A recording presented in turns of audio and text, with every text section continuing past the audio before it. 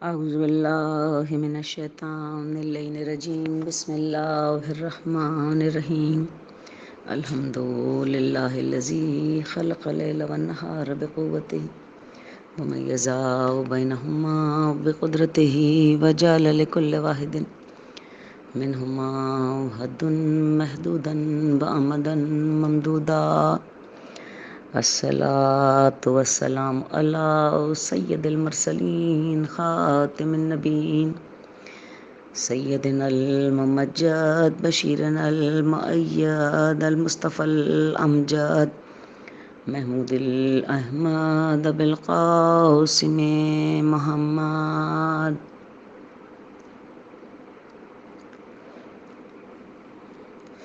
وصاحب الدعوة النبوية والصولة الهدرية والعصمة الفاطمية والحلم الحسنية والشجاعة الحسينية والصبر السجادية والآثار الباقرية والمحاصر الجعفرية والعلوم الكاظمية والحجج الرضوية والجود التقوية والنقاوة النقبية والهيبة العسكرية والغيبة الإلهية القائم بأمر الله.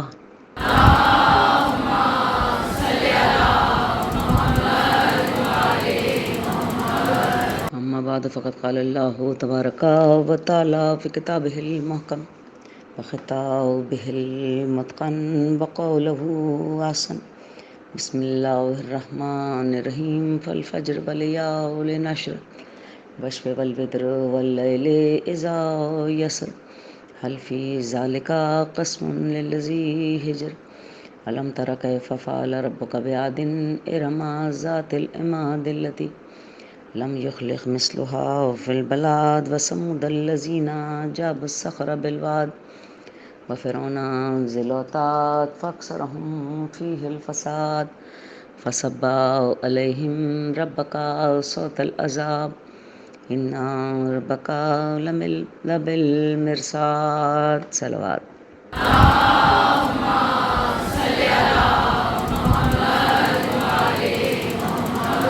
عزیزان گرامی، ولایت کے موضوع پر اہل تشیع کا دوسرے مسلمان گروہوں سے اختلاف ولایت کے محبت کے پہلو پر نہیں ہے، نہ ولایت کے روحانی اور اسپریچول گائیڈنس اور گارجنشپ کے معاملے پر ہے، بلکہ ایک حد تک ولایت تصرف کے معاملے پر بھی ایک بڑا طبقہ اہل تشیع کے اس انٹرپریٹیشن کو جو یونیورسل اتھارٹی کا ہے اس کے ساتھ ایگری کرتے ہیں. ایک خاص ہارڈ لائن بھی کیا کہیں، ایک خاص ایک گروہ ہے جو اس ولایت تصرف سے ایگری نہیں کرتا، لیکن ایک میجورٹی جو ہے ولایت تصرف سے ایگری کرتی.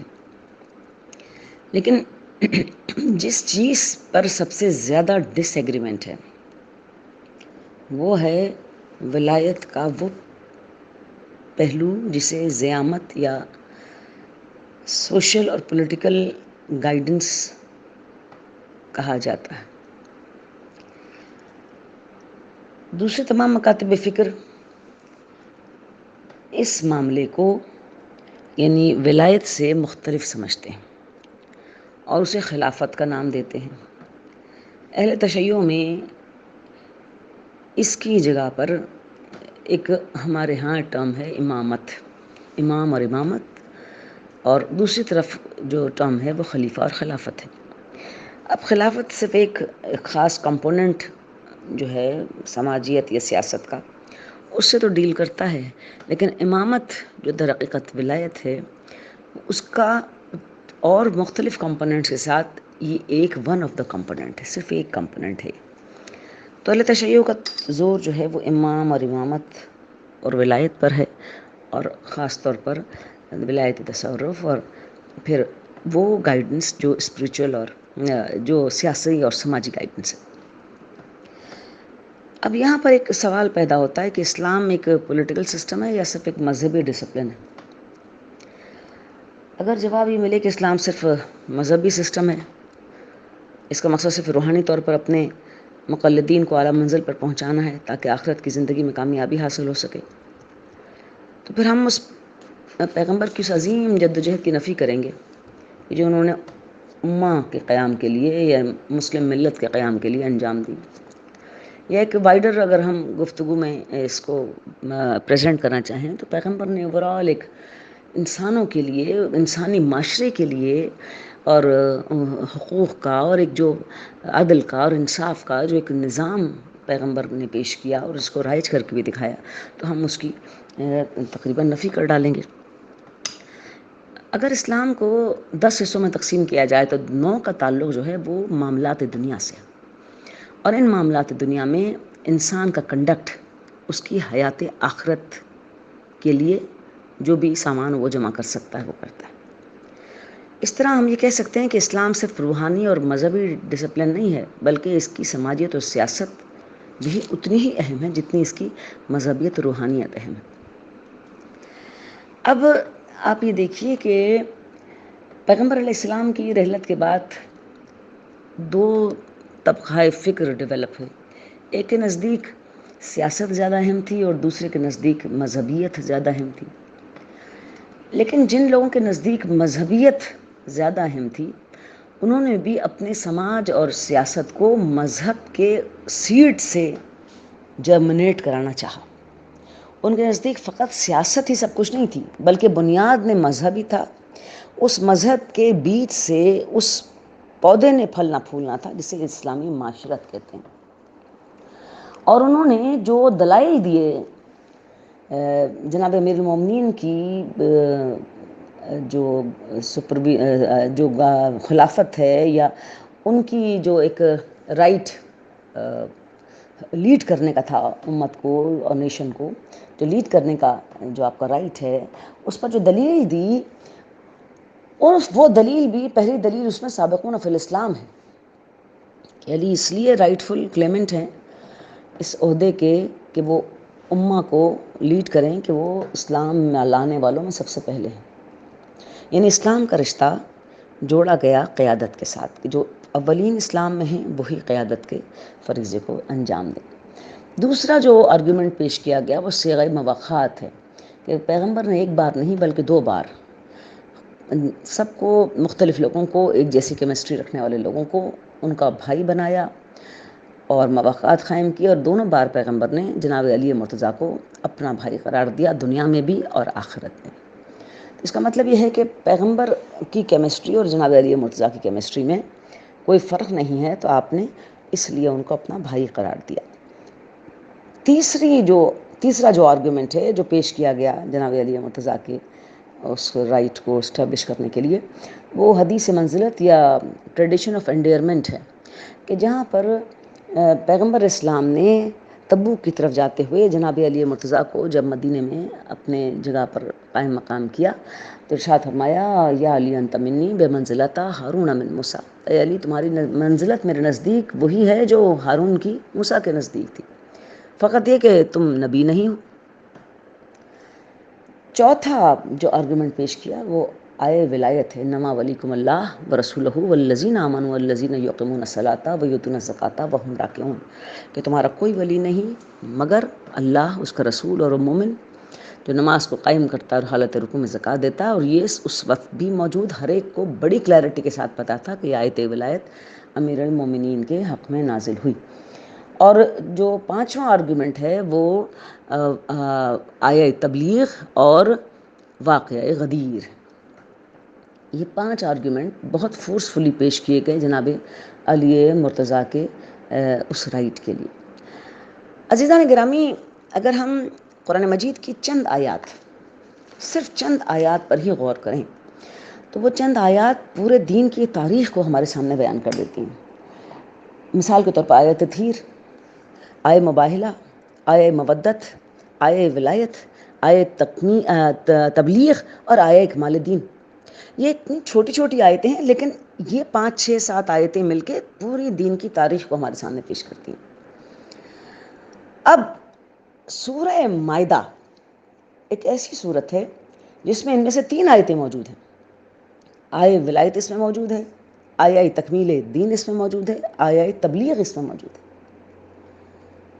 آیہ ولایت انما ولیکم اللہ ورسولہ، آیہ تکمیل دین الیوم اکملت لکم دینکم، آیہ تبلیغ یا یہ رسول بلغ ما انزل الیک من ربک فإن تفعل فما بلغت رسالتہ واللہ یعصمک من الناس۔ پیغمبر کو حکم آیا، اب یہ 10ویں ہجری ہے جو واقع غدیر اور آیہ تبلیغ سے ملی ہوئی ہے۔ تبلیغ یعنی ہمارے اسلام میں، دین میں بہت بڑا حقیقی کمپوننٹ جو ہے وہ تبلیغ کا ہے، ابلاغ، بات کو پھیلایا جائے۔ پیغمبر بھیجے گئے تبلیغ کے لیے، بات کو پھیلانے کے لیے، کمیونیکیٹ کرنے کے لیے۔ اب یہاں پر رسول کو کمیونیکیشن کا حکم دیا جا رہا ہے، یا یہ رسول بلغ ما انزل الیک من ربک فإن لم تفعل فما بلغت رسالتہ، اے پیغمبر ابلاغ کریں، تبلیغ کریں، بتائیں، کمیونیکیٹ کریں، پہنچا دیں وہ پیغام جس کا آپ کو اللہ نے حکم دیا۔ فإن لم تفعل، اگر آپ نے یہ نہ کیا، فإن لم تفعل، اگر آپ نے یہ نہ کیا، فما بلغت رسالتہ، تو گویا آپ نے رسالت کے پہنچانے کا، اس کی تبلیغ کا، اس کی کمیونیکیشن کا کام ہی انجام نہیں دیا۔ واللہ یعصمک من الناس، اللہ آپ کو ناس کی شر سے بچائے گا۔ عزیزان گرامی، یہ بہت اہم آیت ہے، لیکن اس کا جو اسلوب گفتگو ہے، جو اسلوب خطاب ہے، جس طرح پریزیڈنٹ جناب رسول خدا کو اس میں خطاب کیا گیا، وہ بڑا معنی خیز ہے۔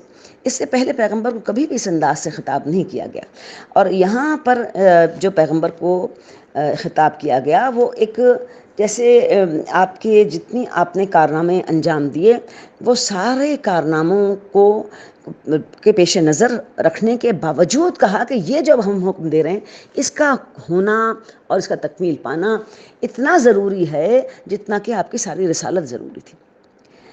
اب دیکھیے پیغمبر نے کیا کام انجام نہیں دیا۔ پیغمبر نے توحید بتائی، کلمہ پڑھوایا، عبادتیں سکھائیں، رشتوں کا تقدس سکھایا، مساوات اور عدالت کا نظام قائم کیا، اس کو لوگوں میں اس کو ان کے دلوں میں بٹھانے کی کوشش کی، غلامی کے سسٹم کو ختم کیا، قرآن پڑھ پڑھ کر خوب اچھی طرح انہیں ایک ایک بات سے قرآن کی آگاہ کیا، جنگیں لڑیں، بدر، احد، خیبر، خندق، تبوک، حنین۔ آپ کس معرکے کی بات کریں؟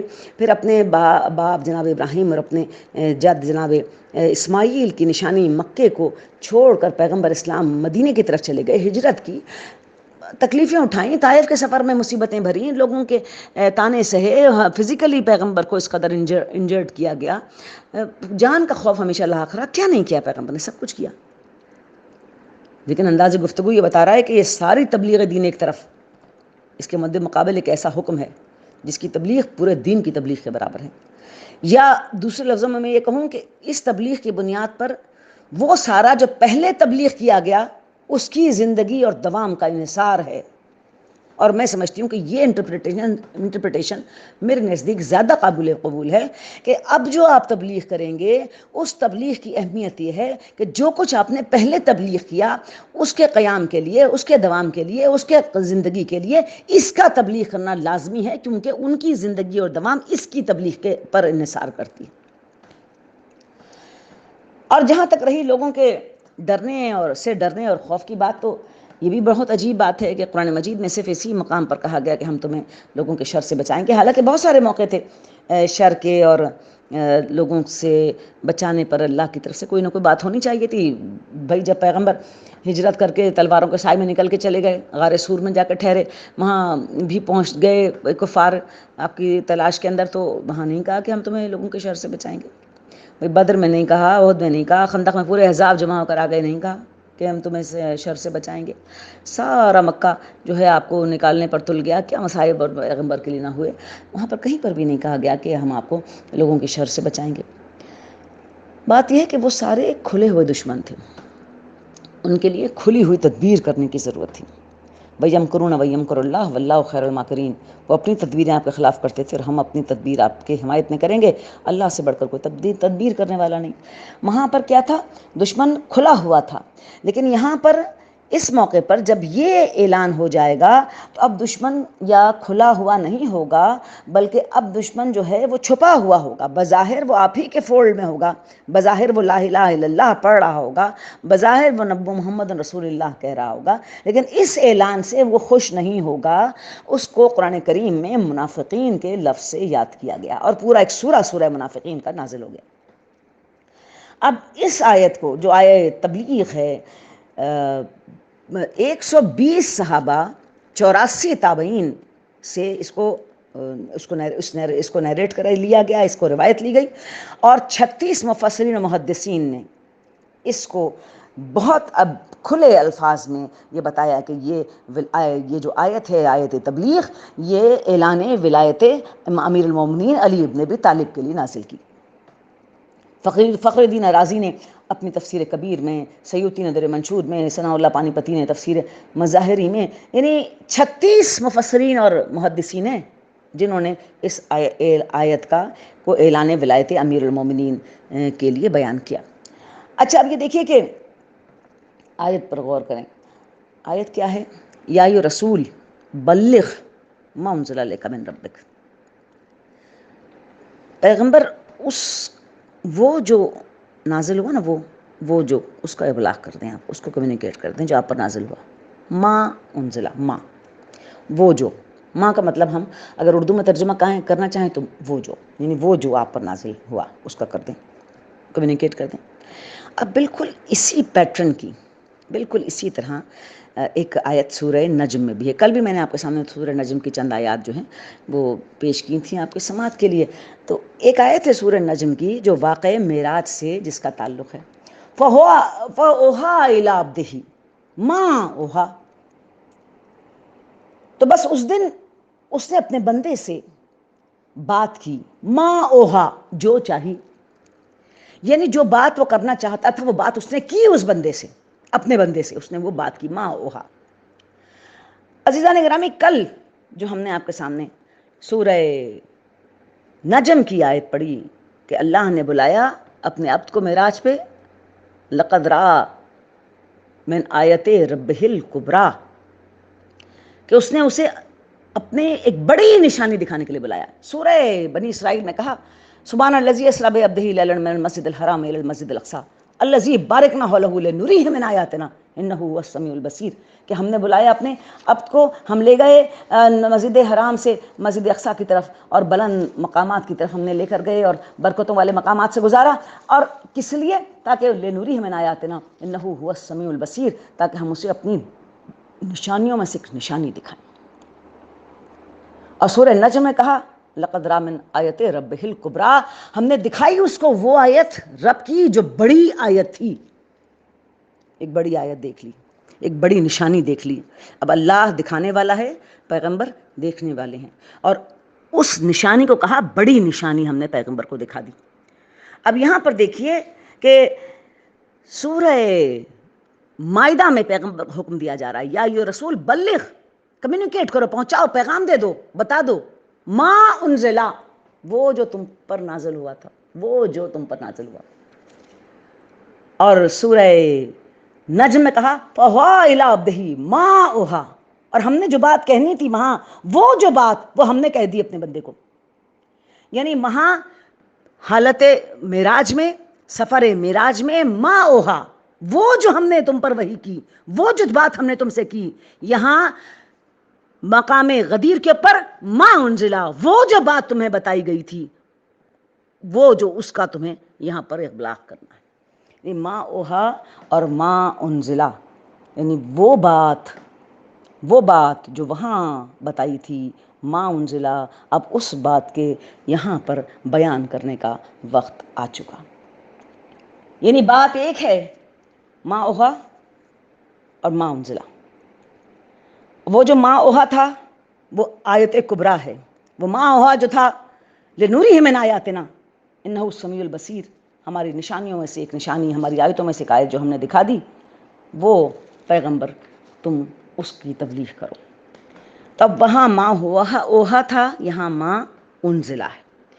یہ جو بات پہلے طے ہو چکی تھی سفر معراج کے دوران، اس بات کو ری انفورس کیا گیا اس وقت جب پیغمبر آخری حج کر کے واپس پلٹ رہے تھے، مقام غدیر خم پر پہنچے اور ادھر سے حکم آیا یا ایھا رسول بلغ ما انزل الیک. وہی بات وہ جو وہاں کی تھی نا، بس اس کا ابلاغ کرو. فَإِن لَمْ تَفْعَلْ فَمَا بَلَّغْتَ رِسَالَتَهْ. اور اگر آپ نے اس کی تبلیغ نہیں کی تو گویا آپ نے رسالت کا کام انجام نہیں دیا. وَاللَّهُ يَعْصِمُكَ مِنَ النَّاسِ. آپ کا خدا آپ کو لوگوں کے شر سے بچائے گا.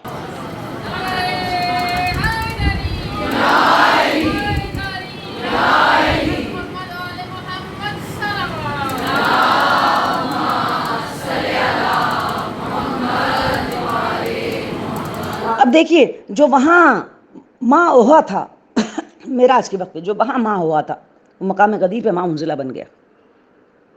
یہ کڑی ہے، سلسلہ ہے، ماں ہوا سے ماں منزلہ تک.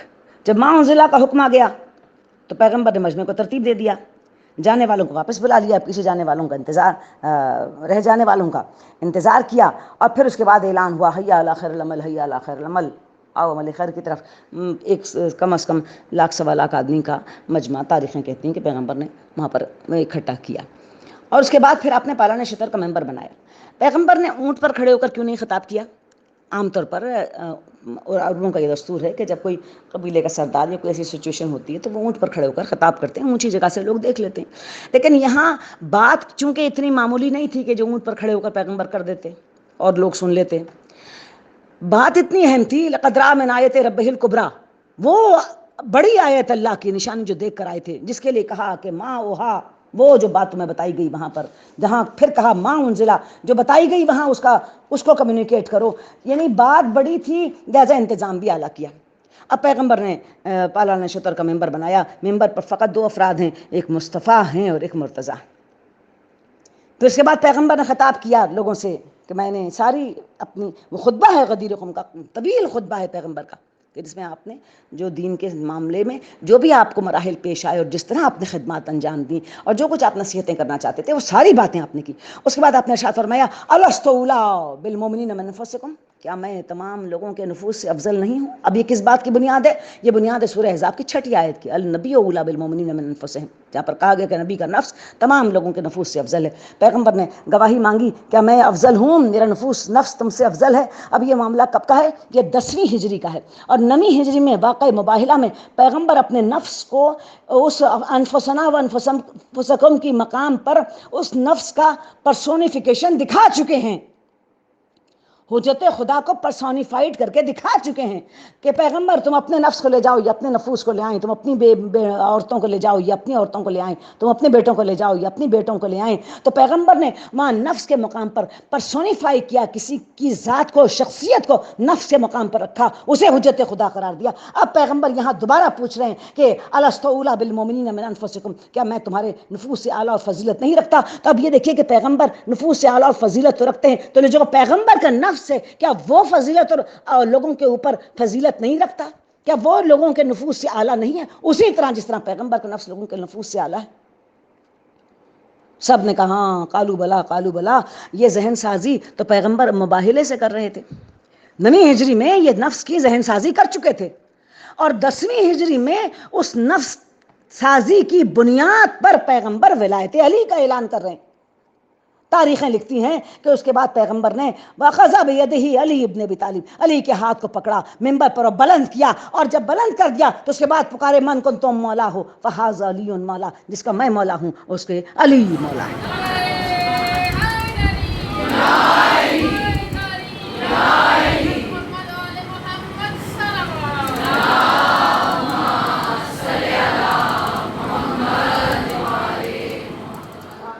اب یہ پیغمبر کا کہنا کہ من کنت مولا ہو فہذا علی مولا، علی جس کا میں مولا ہوں، جس کا میں ولی ہوں، اس کے علی ولی ہیں. تو یہاں پیغمبر نے علی کو ہر ایک غیر کا مولا یا ولی نہیں بنایا، بلکہ ہر اس شخص کا مولا اور ولی بنایا جس کے پیغمبر خود مولا اور ولی ہیں. یہاں پر پیغمبر نے ولایت امیر المومنین کو، ولایت علی ابن ابی طالب کو ولایت پیغمبر کے ساتھ جوڑ دیا. وہ بانڈ کریٹ ہو گیا جو ولایت کا بانڈ ہے. اور یہ بانڈ کیسے کریٹ ہوا؟ حکم خدا سے، اذن خدا سے. یا ایھا رسول بلغ ما انزل الیک من ربک، پیغمبر ابلاغ کرو، کمیونیکیٹ کرو، پہنچا دو جس کا تمہیں ماں اوہا وہاں حکم دیا، وہاں تمہیں بتایا، ماں انزلہ یہاں پر تمہارے اوپر اس کا نزول کیا. اور اس کے بعد تم اس بانڈ کو، اس ولایت کو، اس اعلان کو لوگوں کے سامنے بیان کرو.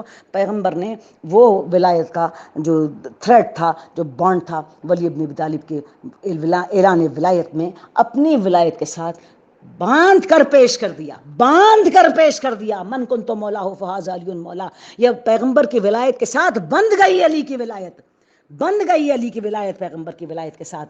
اب جہاں جہاں جو پیغمبر کو اپنا ولی سمجھتا ہے، اپنا گارجین سمجھتا ہے، اپنا محافظ سمجھتا ہے، اپنا گائیڈ سمجھتا ہے، اپنا آقا سمجھتا ہے، اپنے نفس سے اعلیٰ اور برتر سمجھتا ہے، اللہ کیا اس کو پیغمبر سمجھتا ہے، اس کے راستے پہ چلنا چاہتا ہے، وہاں وہاں لازم ہو گیا کہ اسے نفس رسول اور ولی رسول خدا امیر المومنین علیہ السلام کی بھی ولایت پر یقین رکھنا پڑے گا.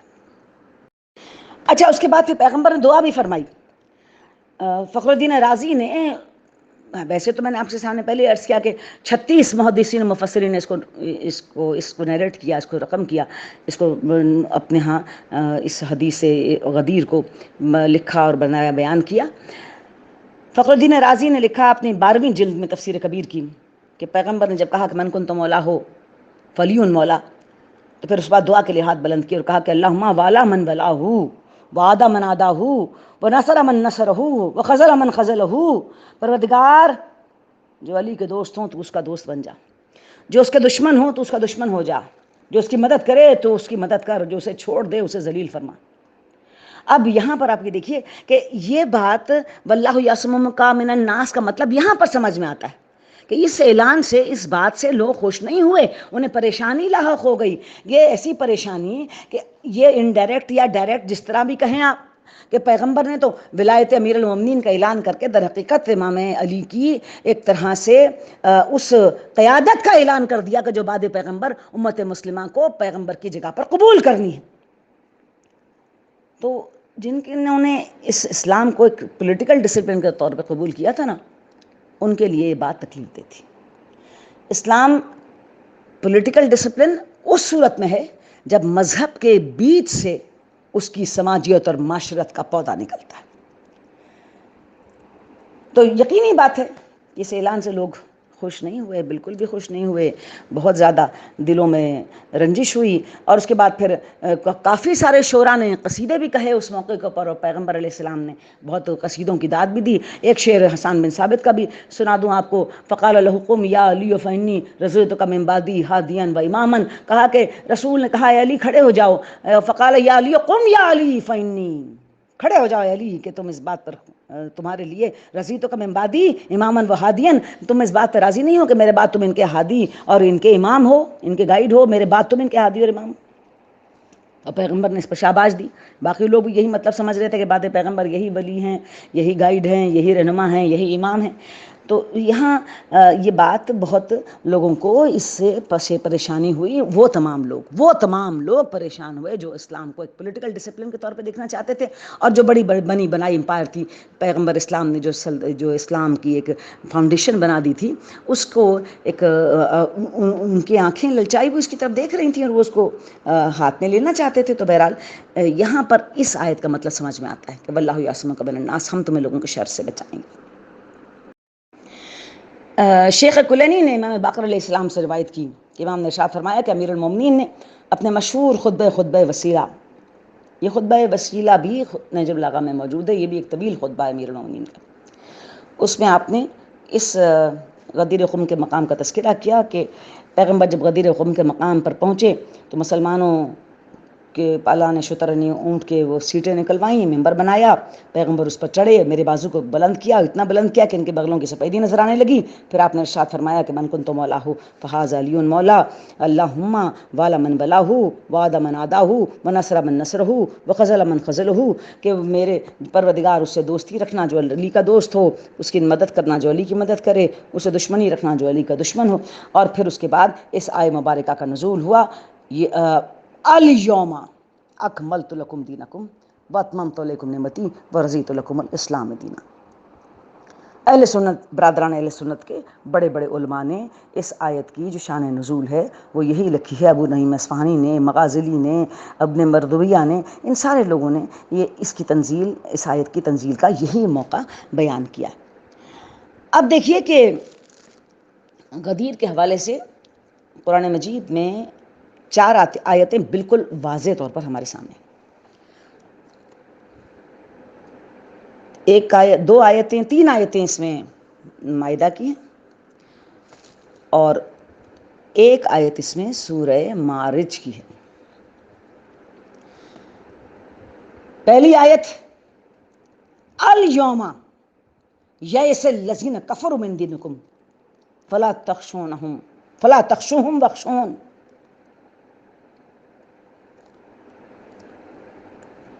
مائدہ کی آیت، اس کے فوراً بعد کہا الیوم اکملت لکم دینکم واتممت علیکم نعمتی ورضیت لکم الاسلام دینا۔ مائدہ کی آیت، اسی سورہ مائدہ میں تیسری آیت بھی ہے، آیت تبلیغ، یا ایھا رسول بلغ ما انزل الیک من ربک فإن لم تفعل فما بلغت رسالتہ واللہ یعصمک من الناس۔ یہ 3 آیتیں سورہ مائدہ میں واقع غدیر اور اعلان ولایت امیر المومنین اور اکمال الدین پر ہے۔ اب پہلی 2 آیتیں جو میں نے آپ کے سامنے پڑھی، الیوم یئس الذین کفروا من دینکم، آج کے دن کے بعد تمہیں کفر سے ڈرنے کی کوئی ضرورت نہیں ہے۔ فلا تخشوہم واخشون، اب بس فقط اب ہم سے ڈرو، یعنی اللہ کے غضب سے ڈرو کہ اتنا اس نے عطا کر دیا، اتنا اس نے نواز دیا، اتنی اس نے راستے کو دکھا دیا، ہدایت کو روشن کر دیا، آسانیاں پیدا کر دیں، گائیڈ دے دیے، جنت کا رستہ دکھا دیا، اس کے باوجود بھی اگر تم نہ مانے تو پھر ہم سے ڈرنا، اب کافروں سے ڈرنے کی ضرورت نہیں۔ الیوم یعنی اعلان غدیر کا وہ روز تھا کہ اس کے بعد پیغمبر کو حکم دیا گیا اور بتا دیا گیا کہ آج کے بعد کفر سے کوئی خطرہ نہیں، اور حقیقت میں یہی ہوا کہ کفر سے پھر اس کے بعد کوئی خطرہ نہیں ہوا۔ الیوم، الیوم کا مطلب ہے وہ دن، الیوم، جیسے آپ یہ کہیں کہ الحمد، اب الحمد، حمد کا مطلب تعریف، اور الحمد خدا کی تعریف، بیت خالی بیت، البیت وہ بیت خاص بیت، کون سا؟ البیت کعبہ۔ جب کسی چیز کے آگے ال لگ جاتا ہے تو اس کا مطلب یہ ہوتا ہے کہ وہ کسی خاص چیز کی طرف اشارہ ہو رہا ہے۔ حمد، کوئی بھی تعریف حمد ہو سکتی ہے، لیکن اگر الحمد لگ جائے، ال لگ جائے تو تعریف صرف خدا کی بن جاتی ہے۔ بیت کوئی بھی ہو سکتا ہے، لیکن البیت اگر کہا جائے گا تو اس کا مراد وہ خانہ کعبہ ہی ہوگا۔ اسی طرح یوم، بہت سارے یوم ہوتے ہیں، ایام ہوتے ہیں، بہت سارے یوم ہوتے ہیں، لیکن الیوم وہ دن، کون سا دن؟ جب پالان شطر کا منبر بنا، ولایت علی مرزا کا اعلان ہوا، الیوم یئس الذین کفروا من دینکم، بس اس روز کافر تو بالکل ان کے دم اکھڑ گئے، اور اب ان سے تمہیں کسی قسم کا خطرہ باقی نہ رہا۔ فلا تخشوہم واخشون، بس اب ہم سے ڈرو کہ ہم نے اتنی عنایتیں اور اتنی مہربانیاں کر دیں، اس کے باوجود بھی اگر منافقت رہے گی تو پھر ہم سے بڑا عذاب میں ڈالنے والا کوئی نہیں ہے۔ دوسری آیت بیک ٹو بیک، الیوم، اس دن، یعنی آج کے دن، الیوم، وہاں پر بھی الیوم وہ ایک خاص دن ہے، ایک خاص دن ہے جس دن اب کافروں سے ڈرنے کی ضرورت نہیں ہے، منافقوں کو ہوشیار کر دیا۔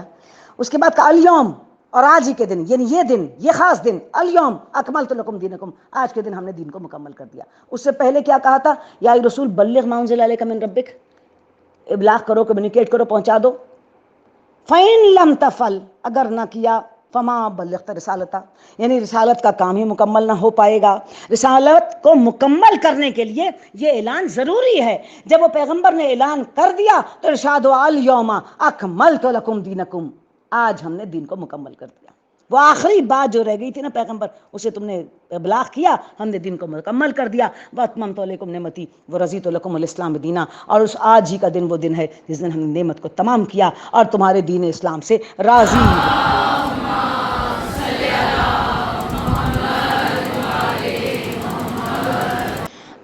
پہلی آیت اسی معاملہ غدیر پر، اسی موقع غدیر پر، سورہ مارج ہی پہلی آیت ارشاد ہوا سالہ سائلن بعذاب واقعین، ایک سائل نے لازماً پیش آنے والا عذاب مانگا. دوسری آیت للکافرین لیس لہ دافع، وہ انکار کرنے والوں کے لیے ہے وہ عذاب جس کو ٹالنے والا کوئی نہیں ہے. تیسری آیت من اللہ ذی المعارج، وہ اس اللہ کی طرف سے ہے جو عروج کی زمینوں کا مالک ہے. اب یہ کیا معاملہ ہے؟ تاریخوں نے حارث بن نعمان فہری کا واقعہ لکھا کہ اس حدیث غدیر کو جب اس نے سنا اور پیغمبر نے جب پکارا کہ من کنت مولا ہو فہاذ علی مولا، تو قریب آ گیا وہ پیغمبر کے اور اس نے سوال کیا کہ پیغمبر آپ نے ہمیں کہا لا الہ الا اللہ، توحید کی طرف توجہ دلائی، ہم نے اسے مان لیا، ہم نے کہہ دیا لا الہ الا اللہ. آپ نے کہا کہ آپ خدا کے رسول ہیں محمد رسول اللہ، ہم نے اسے بھی ایکسیپٹ کر لیا اور ہم نے محمد رسول اللہ کہہ دیا. آپ نے کہا نماز بجا لاؤ، ہم نمازیں پڑھنے لگے. آپ نے کہا روزے رکھو، ہم روزے رکھنے لگے. آپ نے کہا کہ اپنے مال میں سے زکوٰۃ دو، ہم نے مال میں سے زکوٰۃ بھی نکالنی شروع کی. آپ نے کہا حج کے لیے آؤ، تو ہم آپ کے ساتھ حج کرنے کے لیے بھی آ گئے. ہم نے آپ کی کہی ہوئی ہر بات کو قبول کر لیا. اب آپ اپنے بھائی کو ہمارا لیڈر بنا رہے ہیں، یہاں تک کہ آپ نے کہہ دیا کہ جس کا میں مولا ہوں اس کے یہ مولا ہیں. تو کیا یہ الفاظ خدا کی طرف سے ہیں یا آپ اپنی طرف سے کہہ رہے ہیں؟ پیغمبر یہ انداز تخاطب دیکھ کے حیران رہ گئے اور ارشاد فرمایا بل عند اللہ، بے شک جو کچھ میں نے کہا وہ جانب اللہ ہے. یعنی پیغمبر تو اللہ کی مرضی کے علاوہ بات ہی نہیں کرتا. وما ینطق عن الہویٰ، ہوائے نفس کے تحت تو بات ہی نہیں کی پیغمبر نے، کبھی نہیں کی. اور یہ قرآن نے کہا وما ینطق عن الہویٰ ان ہوا الا وحی یوحیٰ، پیغمبر تو بات ہی اس وقت کرتا ہے، کہتا ہی وہی ہے جو وحی الہی ہو. تو کہا بے شک بل عند اللہ، یہ اللہ ہی کی طرف سے ہے. تو اس پر وہ بہت برہم ہو گیا، غصے میں آ گیا اور اس نے کہا کہ اے اللہ، آسمان کی طرف دیکھا، اس نے کہا کہ اے اللہ، اگر محمد یہ بات درست کہہ رہے ہیں کہ یہ تیری طرف سے، تو ایسے کر تو آسمان سے مجھ پر پتھر برسا دے تاکہ یہ آنے والی اور موجودہ نسلوں کے لیے ایک دلیل بن جائے، اور اگر یہ بات انہوں نے غلط کی تو ان پر عذاب نازل کر دے، اگر انہوں نے اپنے دل سے کہا تو ان پر عذاب نازل کر دے. یہ کہہ کر وہ اپنے اونٹ کی طرف چلا اور صحرا کی طرف ابھی چل ہی رہا تھا کہ آسمان سے پتھر گرا اور اس کے سر کو توڑتا ہوا وہ اس کی پیٹھ سے پتھر نکل گیا. اور ان آیات کے بارے میں اہل سنت، برادران اہل سنت کے عظیم اور بڑے بڑے علماء نے، سبت جوزی نے، حلبی نے، سب نے اس کے بارے میں لکھا کہ یہ آیت حارث بن نعمان فہری کے اس گفتگو کے بعد نازل ہوئی جب اس نے اللہ سے عذاب مانگا کہ اگر پیغمبر نے جو یہ کہا درست ہے تو عذاب دے، ورنہ پیغمبر پر عذاب ڈال. تو سالہ سائل بعذاب واقعین، اس سائل نے سوال کیا عذاب کا اور عذاب اس نے مانگ لیا. للکافرین للکافرین لیس لہ دافع، اور پھر عذاب مانگنے والے نے جب عذاب اٹھا لیا جو انکار کرنے والوں کے لیے تھا تو اس عذاب کو کوئی ٹالنے والا ہی نہیں تھا. اور دینے والا کون تھا عذاب؟ من اللہ ذی المعارج، وہ اللہ جو عروج کا مالک ہے، عروج کی زمینوں کا مالک ہے. یہ چوتھا واقعہ ہے، چوتھی آیت ہے یہ غدیر کے حوالے سے. 3 آیات سورہ مائدہ کے اندر اور چوتھی آیت یہ سورہ مارج کے اندر. ابھی دیکھیے کہ اس واقع غدیر کے بعد جناب علی مرتضیٰ کو لوگوں نے مبارکبادیں دیں، تاریخیں لکھتی ہیں بقن بقن یا علی، آج ہمارے اور سارے مومنوں کے مولا ہو گئے. بڑے بڑے لوگوں نے جناب علی مرتضیٰ کو، سارے جو نامی گرامی مسلمان تھے اور پیغمبر کے قریب کا حلقہ تھا اور پھر اس کے بعد کا اور جو مختلف ٹیئرز میں لوگ تھے، انہوں نے بڑھ بڑھ کر آپ کو مبارکباد دی جناب علی. اور خواتین موجود تھیں جو حج میں پیغمبر کے ساتھ گئی تھیں، تو خواتین نے پیغمبر جناب علی مرتضیٰ کو اس ولایت کی، اعلان ولایت کی اور مولائیت کے مقام کی اعلان کی جو ہے وہ مبارکبادیں دی. تو ایک مبارکباد کا، ایک خوشی کا ایک موقع یعنی آیا کہ جہاں ایک ایسا موقع جو قابل مبارک ہے. اس لیے قابل مبارک ہے کہ یہاں یہ بانڈ جو اللہ، نبی اور جناب علی مرتضیٰ کے سامنے تھا کہ درمیان تھا ولایت کا بانڈ، اس بانڈ کا اعلان ہو گیا. انما ولیکم اللہ ورسولہ والذین آمنوا الذین یقیمون الصلاۃ ویؤتون الزکاۃ وہم راکعون. کوئی تمہارا ولی نہیں ہے مگر اللہ تمہارا ولی ہے، پیغمبر تمہارا ولی ہے اور وہ مومن تمہارا ولی ہے جو نماز کو قائم کرتا ہے، حالت رکوع میں زکوٰۃ دیتا ہے۔ مقام غدیر خم کے اوپر پیغمبر نے اس مومن کی ولایت کا جس خوبصورتی کے ساتھ اعلان کیا، جس شاندار طریقے پر اعلان کیا، جس محبت کے ساتھ اعلان کیا، اور قرآن کریم نے اس پر اس طرح مہر لگائی۔ پہلے تو حکم دیا کہ ما اوہا، جو وہاں بتایا تھا معراج میں، ما انزلہ، اس کا اعلان کر دیجئے، اور اگر آپ نے اس کا اعلان نہ کیا تو آپ نے کار رسالت انجام ایسا لگے گا نہ دیا ہو۔ یعنی یہ وہ امپورٹنٹ اعلان ہے کہ جس کے وجہ سے وہ پرانا جتنا کام کیا نا پیغمبر، اس کے بچنے کا انحصار ہے۔ آپ اسے محافظت میں دے دیں اس ولی کی، اسے حفاظت میں دے دیں اس ولی کی، اسے گارجین شپ میں دے دیں اس ولی کی۔ اب یہ ولی جانے اور پھر آپ کے سفر، اسلام کا سفر، لا الہ الا اللہ کا سفر، محمد رسول اللہ کا سفر، یہ پھر اس ولی کی ذمہ داری ہے کہ وہ اس ولی اس کی حفاظت کے فریضے کو انجام دے۔ تو غدیر جو ہے در حقیقت اس بانڈ کے اعلان کا نام ہے، اس ولایت علی کے ولایت پیغمبر کے ساتھ جوڑ کر اس بانڈ کے اظہار کا نام ہے۔ اور پھر یہ وہ موقع ہے کہ جہاں پر بہت عظیم ذمہ داری محافظت کی، بہت عظیم ذمہ داری حفاظت کی، بہت عظیم ذمہ داری گارجین شپ اور گائیڈنس کی جناب علی مرتضیٰ کے کندھے پر آئی، جو دین اسلام کی ذمہ داری۔ اسی لیے کہا کہ الیوم اکملت لکم دینکم واتممت علیکم نعمتی ورضیت لکم الاسلام دینا۔ آج وہ روز ہے، اس دن ہم نے دین کو مکمل کر دیا، نعمت کا تمام کر دیا اور تمہارے دین اسلام سے راضی ہو گئے۔ ابھی تھوڑی دیر پہلے تک راضی نہیں تھے، واللہ یعصمک من الناس تک بات تھی کہ ہمیں تمہیں شر سے بچائیں گے لوگوں کے۔ اگر یہ اعلان نہ کیا تو کچھ بھی نہ کیا، سارا کام خراب ہو جائے گا۔ اور جیسے یہ اعلان ہو گیا، کہا اکمال دین کی تب جو ہے سند مل گئی، دین بھی مکمل ہوا، اسلام سے بھی راضی ہوئے اور نعمتیں بھی تم پر تمام کر دیں۔ اب دیکھیں عزیزان گرامی، ایک طرف تو یہ ایگزالٹڈ سچویشن ہے کتنی بڑی کہ پیغمبر کے ساتھ ولایت کا رشتہ، وہ بانڈ، اس کا اعلان ہو رہا ہے جناب علی مرتضیٰ کی۔ دوسری طرف ہم یہ دیکھتے ہیں کہ بعد رحلت پیغمبر ایک عجیب سچویشن میں آل محمد آ گئے، اور جسے کہتے ہیں ڈس آنر کی سچویشن کے اندر آ گئے، مرتبے گرائے جانے لگے۔ اچھا، پہلا کیا مرتبہ تھا جو گرا دیا گیا؟ خلافت سے محرومی، پولیٹیکل اسٹیٹس جو تھا آل محمد کا، اسے کمپرومائز کر دیا گیا۔ یہ جو میں نے آپ سے کہا تھا نا ولایت زعامت، یعنی سوشل اور پولیٹیکل گارجین شپ کی رسپانسبلٹی ولی کی ہوتی ہے، تو وہ ہاتھ سے لے لی گئی، اور خلافت کا جو ہے وہ ٹرمنالوجی جو ہے وہ جو عہدہ ہے وہ رائج کر دیا گیا، ولایت اور امامت کو ہٹا دیا گیا۔ تو ایک پولیٹیکل جو اسٹیٹس تھا، سماجی سوشل اسٹیٹس تھا، اسے وہ کمپرومائز ہو گیا آل محمد کا، کہ دوسرے مختلف لوگ جو ہیں وہ اس مقام پر بیٹھے اور نہ بیٹھے، تو اس گارجین شپ کو جن کی ایکسیپٹ نہیں کیا گیا، وہ جناب علی مرتضیٰ کی گارجین شپ کو ایکسیپٹ نہیں کیا گیا۔ دوسرا جو کاز تھا، جو ڈیزاسٹر کی یا ڈس آنر کی، وہ اکنامک اسٹیٹس جو تھا وہ آل محمد تک کمپرومائز کیا گیا، فدق کو ضبط کر لیا گیا۔ اچھا، پھر اس کے ساتھ ساتھ ایک جو سوشل پریسٹیج تھی آل محمد کی، اس سے بہت دھکا لگایا گیا۔ وہ اس طرح کے گواہیاں جناب فاطمہ زہرا کے سلام اللہ علیہا کے جو کلیم تھا، اس کے حق میں جو گواہی دی گئی جناب علی مرتضیٰ نے دی، جناب ام ایمن نے دی، آپ کے بیٹوں نے دی، حالانکہ چھوٹے تھے آپ کے بیٹے، لیکن کون ہیں آپ کے بیٹے؟ پیغمبر کہہ چکے ہیں، امام ہیں۔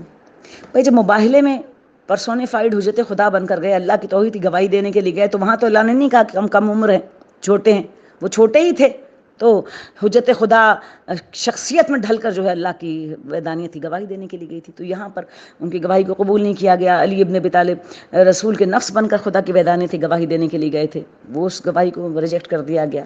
تو ایک سوشل جو پریسٹیج تھی، اس کو چیلنج کیا گیا۔ یہ بہت صاحبان عزت کے لیے بہت بہت دھکا لگنے والی بات ہوتی ہے کہ آپ کی سوشل پریسٹیج پر کوئی ہاتھ ڈالے۔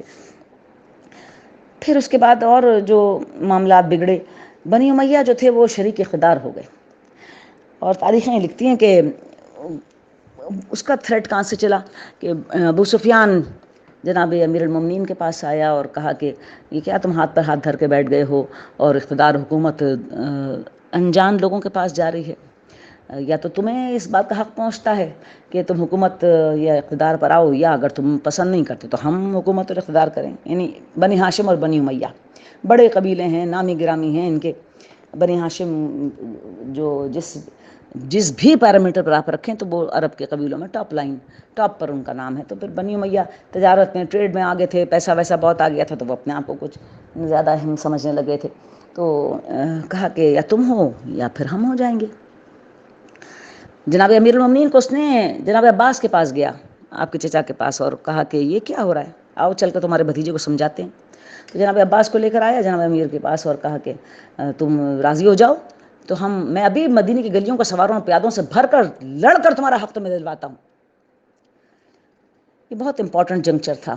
دیکھیے, کوئی کمزور ذہن کا آدمی اور اللہ خدائی منصب کے علاوہ کوئی اور ہوتا تو یہ آفر بہت بڑی تھی, بہت ہی بڑی آفر تھی. لیکن امیر المومنین خدائی منصب, ولایت کے منصب پر ہیں. ولی محافظت کرتا ہے. میں مسلسل آپ سے کہہ رہی ہوں, ولی کی خدا سے قربت ہوتی ہے, ولی محافظت کی منزل پر فائز ہے. تو امیر المومنین نے نہایت تحمل سے اس سے کہا, تم وہی ہو نا کہ جو سوار و پیادے بدر میں احد میں لائے ہمارے خلاف, تم وہی ہو نا جو سوار و پیادے احزاب میں خندق میں لائے ہمارے خلاف, پیغمبر علیہ السلام کے خلاف. تو ہم وہاں احد میں بھی تمہارے سواروں پیادوں سے لڑتے رہے, اور احزاب اور خندق میں بھی تمہارے سواروں پیادوں سے لڑتے رہے. اب تم مدینے کی گلیوں کو سواروں اور پیادوں سے بھر کر مسلمانوں کے خون سے ہولی رنگین کرنا چاہتے ہو. تم پیغمبر سے اور مجھ سے تبلیغ اسلام کا بدلہ لینا چاہتے ہو. لوگوں کو قتل کر کے ہم سے تم تبلیغ اسلام کا بدلہ لینا چاہتے ہو. جاؤ, مجھے تمہارے سواروں اور پیادوں کی کوئی ضرورت نہیں. آپ نے ڈکلائن کر دی اس کی اتنی بڑی آفر. اب اس آفر کے پیچھے کیا تھا؟ اس آفر کے پیچھے وہی مہم مدینے کی گلیوں میں, وہی لشکر آئیں گے جو احد میں آئے تھے, وہی لشکر آئیں گے احزاب میں خندق میں آئے تھے. پھر وہ ایک ایک کے ساتھ وہ حساب برابر کر دیں گے جو احد اور خندق میں حساب رہ گیا تھا. اور اس کے بعد کہاں کا اسلام رہتا, اور کون سی خلافت رہتی, اور کون سے مسلمان رہتے. وہ جو جتھے کے جتھے خندق میں لوگوں نے دیکھے تھے نا, وہ جتھے کے جتھے احد میں لوگوں نے دیکھے تھے نا, وہ سارے جتھے واپس لانے کی خواہش رکھتا تھا. خواہش رکھ کے اور اس کے بعد ایک خلافت کا لالچ دے کے دوبارہ بیک ٹو زیرو, پیغمبر کی ساری 23 برس کی محنت بیک ٹو زیرو کر دیتا. یہ سامنے اس کے علی تھے. کوئی اور ہوتا تو شاید اس آفر پر بک چکا ہوتا. یہ سامنے علی مرتضیٰ نے کہا, جاؤ بھاگو, ہمیں تمہارے سواروں اور پیادوں کی کوئی ضرورت نہیں. لیکن اس سے کیا ہوا؟ اس سے ایک محاذ بن گیا جناب علی مرتضیٰ کے خلاف. نئی الائنمنٹ ہو گئی, نیو پولیٹیکل الائنمنٹ کہتے ہیں نا جس کو. پیغمبر کے گھر کے خلاف ایک نئی الائنمنٹ بن گئی. دوسری طرف بھی اس نے اپنا دانہ پھینکا اور صاحبان اقتدار کو دھمکایا. جناب ابوبکر کو دھمکایا, جناب عمر کو دھمکایا کہ تم تو خلیفہ بن گئے اور ہمیں کیا ملا, ہمیں بھی تو کچھ ملنا چاہیے نا, اس میں ہمارا حصہ کہاں گیا. اب وہ چونکہ اس کی مسچیف کو سمجھتے تھے, جانتے تھے, وہ اس کی مسچیف کو دیکھ چکے تھے, انہوں نے فوراً صوبہ شام کی آفر کر دی کہ تم شام کا صوبہ لے لو. اس میں اس کے بیٹے یزید بن ابی سفیان کو گورنر بنا دیا. اب یہ نیو پولیٹیکل الائنمنٹ ہو گئی پیغمبر کے گھر کے خلاف. اچھا, یہ 5واں دھکا لگ گیا. یعنی جو ڈس آنر ہونے کی جو سیریز ہے نا, یہ 5واں دھکا لگ گیا. پھر اس کے بعد جناب علی کو جب خلافت ملی, زمانے کے نشیب و فراز سے گزر کر جب وہ ملی گئی خلافت, تو آپ کی پولیٹیکل لیجیٹیمیسی کو چیلنج کر دیا. چیلنج کرنے والے کوئی دور کے لوگ نہیں تھے, بہت قریب کے لوگ تھے. جمل کا محاذ جما دیا. اب اس جمل سے ایک اور فتنہ برآمد ہوا. وہاں تو پولیٹیکل لیجیٹیمیسی کو چیلنج کیا, یہاں صبح شام ایک گورنر نے جناب علی کے خلاف کھلم کھلا بغاوت کر دی اور صفین کا محاذ لگا دیا. اب دیکھیے کہاں پر ڈیمیج ہوا. ڈیمیج یہ ہوا کہ جناب علی مرتضیٰ اس صفین کی خونریز لڑائی کے باوجود بھی اس ڈسیٹ, اس دھوکے کے سامنے کہ جس پر نیزوں پر قرآن اٹھا لیے گئے تھے, آپ صفین کی جنگ کے باوجود بنی امیہ کو اس شام کی امارت سے، گورنرشپ سے ڈسلاج نہیں کر سکے، یعنی آہستہ آہستہ کمزور ہوتے چلے گئے، خاندان پیغمبر کمزور ہوتا چلا جا رہا ہے، خلافت سے دوری سے لے کر فدق کی ضبطی سے لے کر نیو الائنمنٹ سے لے کر گواہیوں کے تسلیم نہ کرنے سے لے کر جمل سے گزر کر صفین تک پہنچے تو اتنے کمزور پڑ چکے تھے کہ آپ ڈسلاج نہیں کر سکے ایک صوبے کے گورنر کو۔ اب پھر آپ یہ دیکھیے کہ پھر کیا ہوا، جو ایک لمیٹیڈ ایک ٹیمپرری اسٹیٹس ملا تھا خلافت کا آل محمد کو، پیغمبر کے گھرانے کو، وہ ٹیمپرری اسٹیٹس جو ہے نا وہ شہادت امیر المومنین سے اس اسٹیٹس کو بھی ایک ٹھہراؤ ہو گیا، بس وہ وہیں پر رک گیا۔ پھر ایک نئے دور کا آغاز ہوا جس میں سوشل ہیومیلیشن کا دور، ممبروں سے جناب امیر المومنین پر لعنت کا آغاز ہوا، نمازوں سے کے خطبے مکمل نہیں ہوتے تھے جب تک کہ جناب علی مرتضیٰ آپ کے بیٹوں، آپ کے خاندان کو گالیاں نہ دی جاتی ہوں۔ اب اس سچویشن میں اس حد تک کمپرومائزڈ ہوئی اسٹیٹس آل محمد کا کہ امام حسن اور امام حسین علیہ السلام کے قتل کی کوششیں شروع ہو گئیں، جو قتل امام حسین علیہ السلام امام حسن علیہ السلام پر کامیاب بھی ہو گئی، لیکن بنی ہاشم اتنے کمزور پڑ چکے تھے، مسلمانوں کے درمیان میں ان کا اسٹیٹس اتنا کمپرومائز ہو چکا تھا، لوگ اس حد تک ان کے ساتھ نہ دینے کو مطلب اپنے لیے ایک راضی ہو چکے تھے کہ بنی ہاشم امام حسن علیہ السلام کو روضہ رسول میں دفن نہ کر سکے۔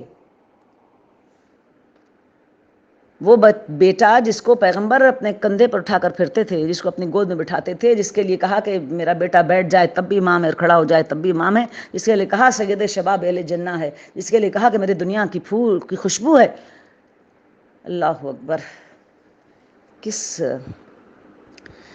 طرح اس سچویشن کو بیان کیا جائے کہ اتنے کمزور پڑ گئے تھے کہ امام حسن علیہ السلام کو روضہ رسول میں دفن نہ کر سکے۔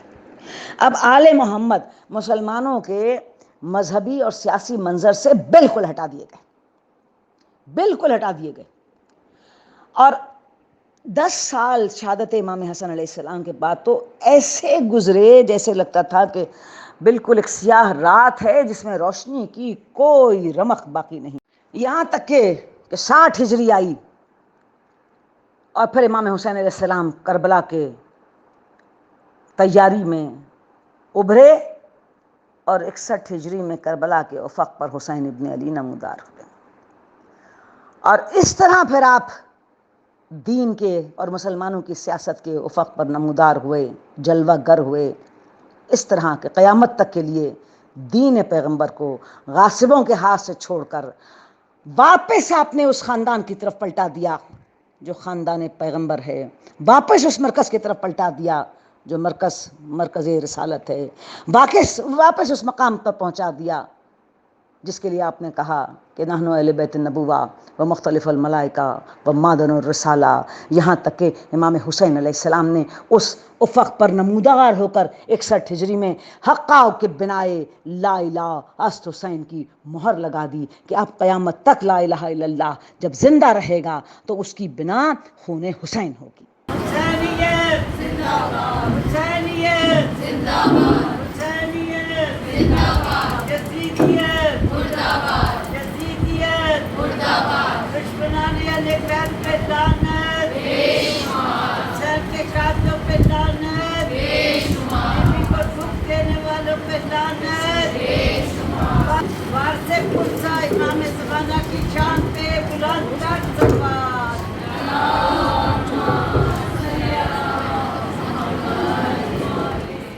کربلا کیا ہے؟ تحریک کربلا جہاں ایک طرف دین کو بچانے کا پورا انتظام ہے امام حسین علیہ السلام کی طرف سے، دوسری طرف وہ ایک ریسٹوریشن ہے آنر کی آل محمد کے لیے، وہ آل محمد جو دین کے افق سے ہٹائے جا رہے تھے، وہ آل محمد جو مسلمانوں کی سماجیت کے افق سے ہٹائے جا رہے تھے، جو مسلمانوں کی سیاست کے افق سے ہٹائے جا رہے تھے۔ امام حسین علیہ السلام نے آل محمد کے پیغمبر ان کی آل کے اس آنر کو ریسٹور کیا، اور دین کا علم جو مختلف ہاتھوں میں کھیلایا جا رہا تھا، جسے ادھر ادھر اڑایا جا رہا تھا، اسے واپس گھسیٹ کر دوبارہ پیغمبر کے گھر میں لا کر وہاں گاڑ دیا کہ اب جو دین کی بات ہوگی وہ آل محمد کے ریفرنس سے ہوگی، جو دین کی بات ہوگی وہ آل محمد کے ذریعے سے ہوگی، جو دین کی سربلندی ہوگی وہ آل محمد کے ذریعے سے ہوگی۔ کربلا جہاں دین کی بلندی اور دین کی مضبوطی کی تحریک ہے، وہاں بنی ہاشم اور آل محمد کے ریسٹوریشن آف آنر کی بھی بہت بڑی تحریک ہے۔ جب 58 ہجری میں امام حسین علیہ السلام نے خطاب کیا مقام منی میں، جس تقریر کا اکثر و بیشتر ہم تذکرہ کرتے ہیں آپ کے سامنے، 1000 آدمی جب آپ نے بائی انویٹیشن بلائے تھے وہاں پر، اور یہ ساری صورتحال ابھی 61 ہجری نہیں آئی تھی، ابھی یزید تخت پر نہیں بیٹھا تھا، اس سے پہلے آپ نے اپنی تحریک کا اعلان کرنا اور آغاز کرنا شروع کر دیا تھا۔ تو اس وقت آپ نے 5 سوال کیے لوگوں سے، اس مجمع سے، اس تقریر کے بعد آپ نے ارشاد فرمایا، میں تم سے پہلا سوال، میں تم سے خدا کا واسطہ دے کر سوال کرتا ہوں، کیا پیغمبر نے صیغہ اخوت میرے والد علی ابن ابی طالب کے ساتھ قائم نہیں کیا تھا؟ دوسرا سوال، کیا پیغمبر نے غدیر خم کے مقام پر میرے والد کو اپنا وصی اور جانشین مقرر نہیں کیا تھا؟ اور جب آپ نے ارشاد فرمایا تھا من کنت مولا ہو فہذا علی مولا، تو کیا پیغمبر نے یہ نہیں کہا تھا کہ حاضرین پر واجب ہے کہ جو یہاں موجود نہیں ہیں ان کو یہ بات بتائیں؟ سب نے کہا فرزند رسول ہمیں معلوم ہے، ہمیں یاد ہے۔ تیسرا سوال آپ نے کیا کہ آخری خطبے میں پیغمبر نے نہیں فرمایا تھا انی تارک فیکم الثقلین کتاب اللہ و عطرتی، میں تمہیں 2 گراں قدر چیزیں چھوڑے جا رہا ہوں، ایک خدا کی کتاب اور ایک میری عطرت، ان سے تمسک رکھو گے تو کبھی گمراہ نہ ہوگے۔ مجمع خاموش، بالکل یہ بھی کہا تھا پیغمبر نے۔ چوتھا سوال، پیغمبر نے کیا نہیں فرمایا تھا جو مجھ سے محبت کا دعویٰ کرتا ہے اور علی سے عداوت رکھتا ہے وہ میرے ساتھ دعوی محبت میں جھوٹا ہے؟ کیا پیغمبر نے نہیں کہا تھا یا علی انت منی وانا منہ، اے علی تو مجھ سے اور میں تجھ سے ہوں، یا علی انت منی بمنزلۃ الراس من الجسد، اے علی تمہارا مقام میرے نزدیک وہی ہے جو جسم پر سر کا ہوتا ہے؟ سب نے کہا بے شک پیغمبر کے فرزند، ہم نے یہ سنا۔ اور 5واں سوال یہ کیا کہ کیا تم شہادت دیتے ہو کہ جو کچھ میں نے کہا وہ حق ہے؟ سب نے کہا جی ہم شہادت دیتے ہیں کہ جو کچھ آپ نے کہا وہ سچ ہے۔ جناب جناب امام حسین علیہ السلام نے ان چند سوالوں کے ذریعے سے ولایت یاد کرا دی، صیغہ اخوت یاد کرا دیا، آخری خطبہ یاد کرا دیا، حدیث ثقلین یاد کرا دی، ساری باتیں یاد کرا دی، یہاں تک کہ پیغمبر کی وہ بات بھی یاد کرا دی جب پیغمبر نے ارشاد فرمایا تھا کہ میں تمہیں اپنے اہل بیت کے بارے میں ہوشیار کرتا ہوں۔ یعنی تارکٌ فیکم الثقلین کی حدیث کے بعد پیغمبر نے 3 بار کہا تھا وَيُذَكِّرُكُمْ وَيُذَكِّرُكُمْ وَيُذَكِّرُكُمْ، میں تمہیں یاد دہانی کرتا ہوں، یاد دہانی کرتا ہوں، میری آل کے ساتھ، میرے اولاد کے ساتھ اچھا سلوک کرنا۔ تو لوگوں نے اچھا سلوک کر لیا پھر پیغمبر کی اولاد کے ساتھ۔ اللہ اکبر۔ یہ 61 ہجری بڑی عجیب طلوع ہوئی امام حسین علیہ السلام پر کہ اس کے افق پر اس طرح ابھرے امام کہ لا الہ الا اللہ اور حسین جو ہیں وہ ایک سکے کے 2 رخ بن گئے، اور محمد الرسول اللہ جسے لوگ اپنے مفادات کے لیے استعمال کر رہے تھے وہ دوبارہ آل محمد کا کہ سر کا تاج بن گیا۔ جب آپ کربلا کی زمین پر پہنچے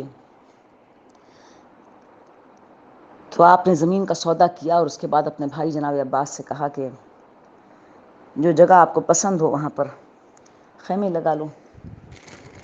جناب عباس نے دریا کے قریب، بچوں کا ساتھ تھا، بیبیاں ساتھ تھیں، قافلے کے خیمے فرات کے قریب لگا دیے تاکہ پانی آسانی سے دریا سے لایا جا سکے۔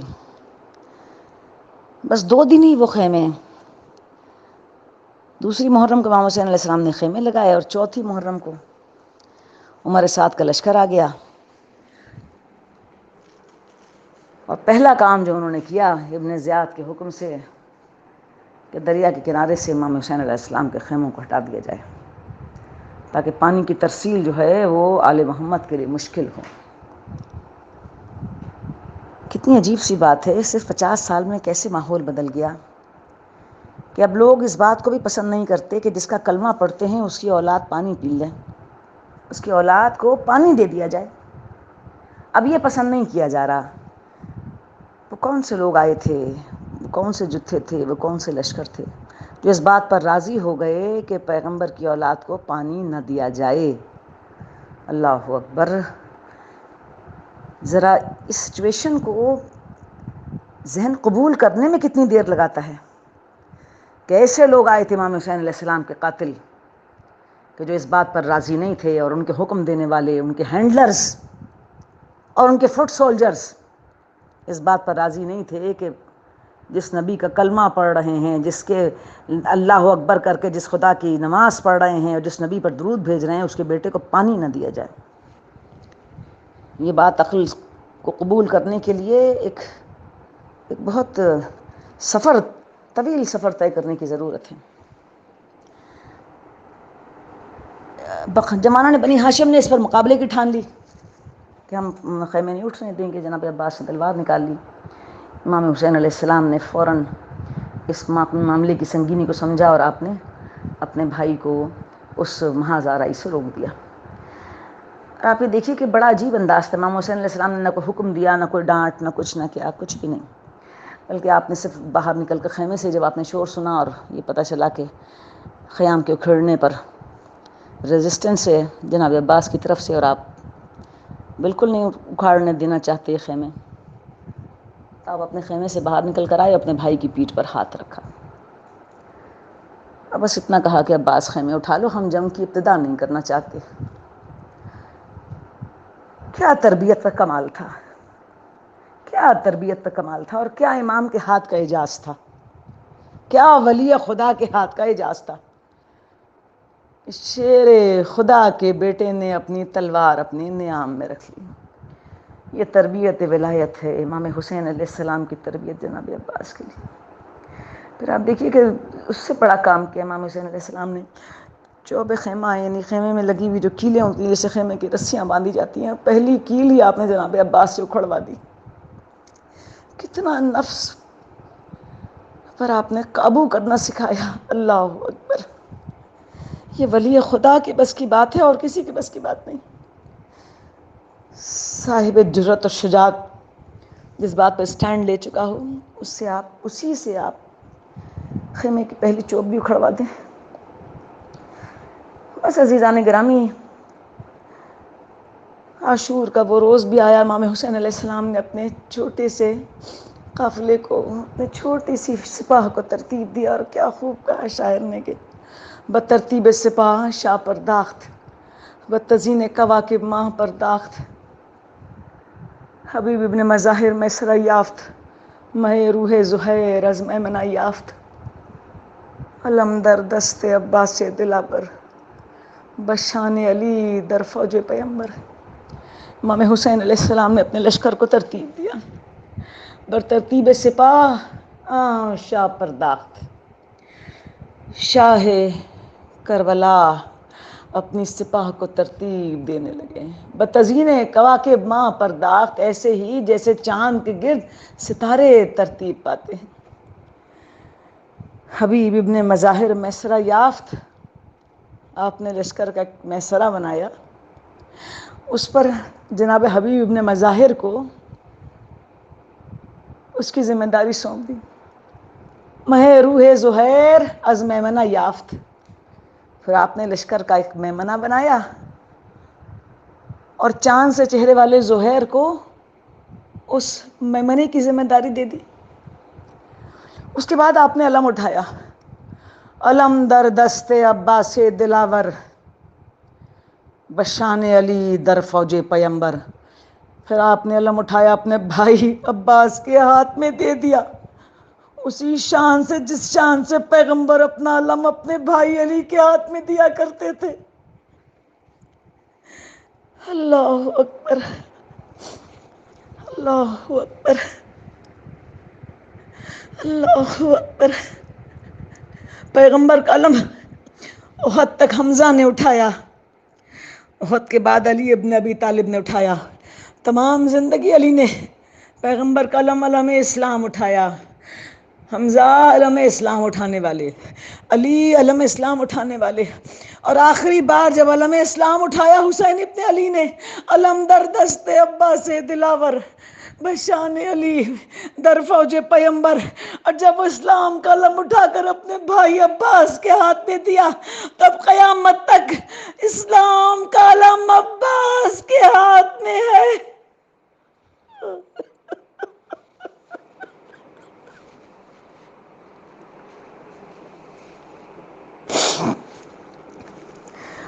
بس عزیزو،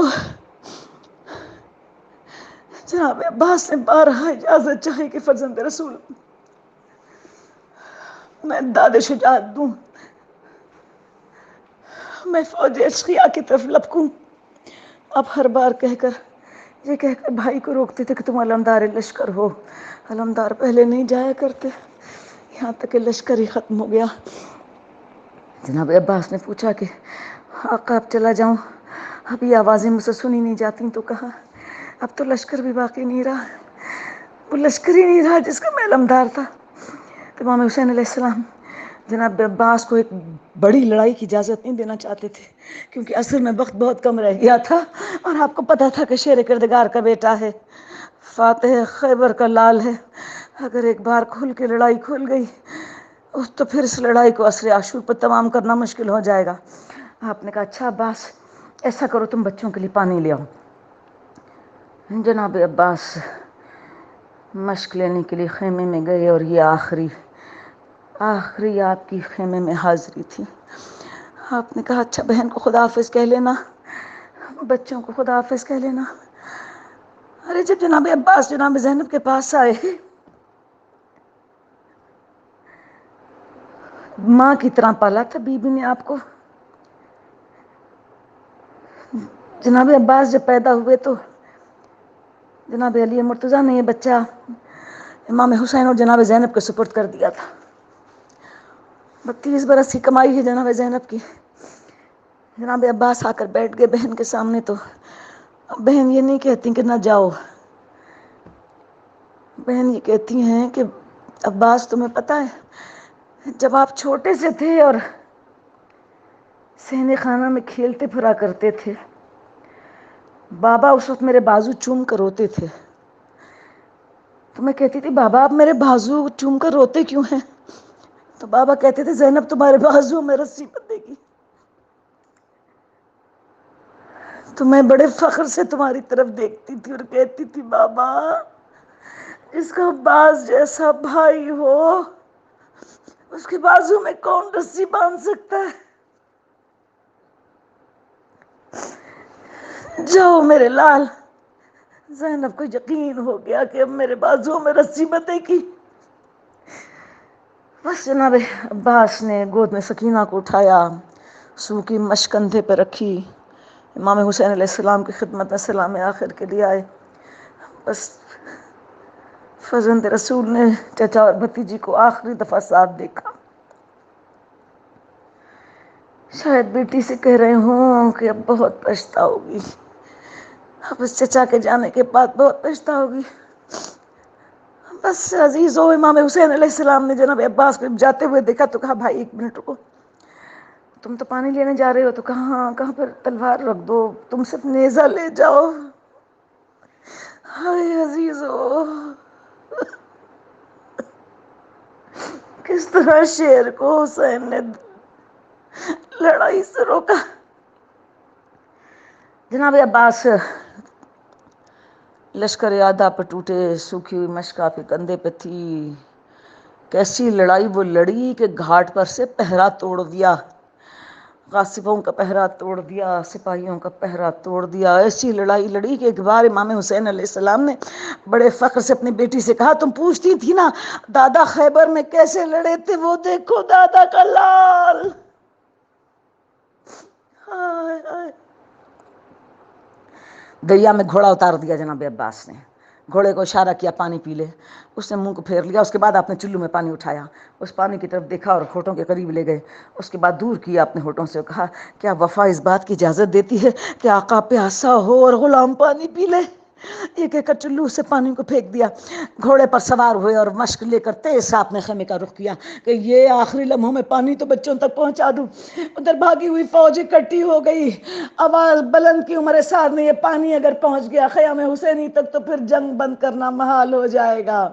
ہائے. کسی نے تیر چلایا، کسی نے نیزہ چلایا. جناب عباس گھمسان کی لڑائی لڑتے لڑتے آخر اس گھیرے کو توڑ کر مشق لے جانے میں آگے آگے سے آگے کی طرف بڑھ رہے تھے. امام حسین علیہ السلام دیکھ رہے علم آگے کی طرف آ رہا ہے، علم آگے کی طرف آ رہا ہے. آپ کا دل بڑھ رہا تھا، یہاں تک کہ آپ نے دیکھا کہ ایک بار علم لہرایا اور نیچے ہو گیا. آئے حسین. وار ہوا جناب عباس کے بازو پر، بازو کٹ کر گرا. آپ نے علم کو دوسرے بازو میں تھاما، دانتوں سے مشک سکینہ پکڑی، پھر علم اٹھا اور پھر علم لہرانے لگا. حسین کی امیدیں پھر بند گئی. علم آ رہا ہے، عباس آ رہی. علم تھوڑی دیر چلا نظر آتا رہا تو پھر اس کے بعد لہرایا اور نیچے ہو گیا، اور پھر اس کے بعد حسین کی آنکھوں نے علم نہیں دیکھا. دوسرا بازو بھی کٹ کر گرا، مشک سکینہ چدی، پانی بہنے لگا. حکیم بن طفیل نے درخت کی آڑ سے سر پر گرز چلایا. علی کا لال میدان بلم.